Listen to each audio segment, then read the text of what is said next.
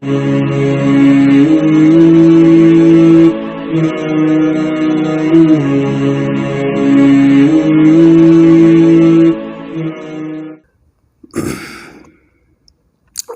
بھائی ممبئی سے یہ سوال پوچھ رہے ہیں کہ ویلنٹائن ڈے وغیرہ کی کیا حیثیت ہے۔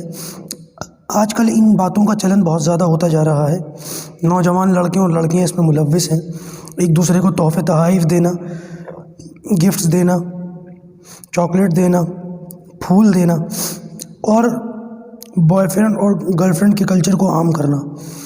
کیا ہمارے مسلم معاشرے کے اندر ان باتوں کو روکا جا سکتا ہے اور اس کا کیا طریقہ ہے؟ بالکل روکا جا سکتا ہے ناظم بھائی، اور بہتر طریقہ یہ ہے کہ ہم لوگ اپنی جو دین فطرت ہے اس پر آ جائیں۔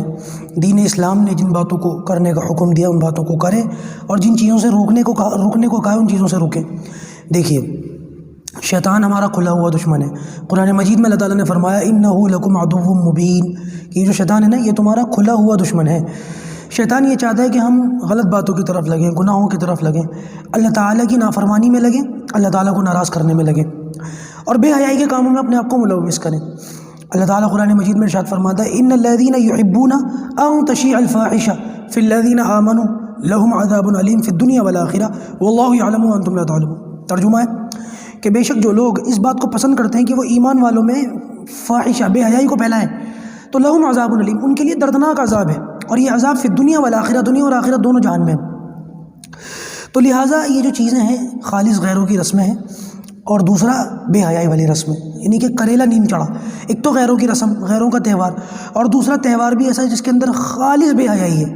چلو کوئی دنیاوی اعتبار سے کوئی اچھی بات ہوتی، وہ بھی نہیں ہے، کوئی اس کو پسند نہیں کرتا، بلکہ آج سے 30 35 40 سال پہلے تو ان چیزوں کا تصور نہیں تھا ہمارے معاشرے میں۔ یہ چیزیں پروان کیسے چڑھی ہیں؟ ہماری ہی جو ہے ناگہانی باتوں میں لگنے کی وجہ سے۔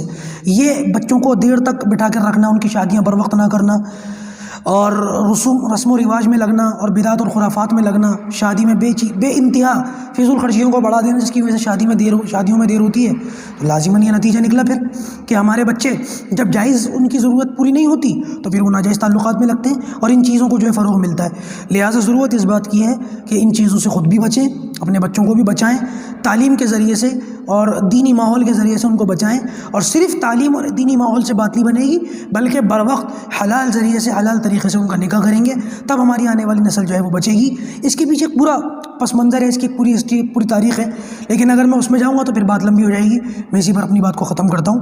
اللہ پاک ہمارے بچوں کی، ہماری نسلوں کی اس فتنے سے اور اس جیسے دوسرے فتنوں سے، تمام فتنوں سے حفاظت فرمائے۔ السلام علیکم ورحمۃ اللہ وبرکاتہ۔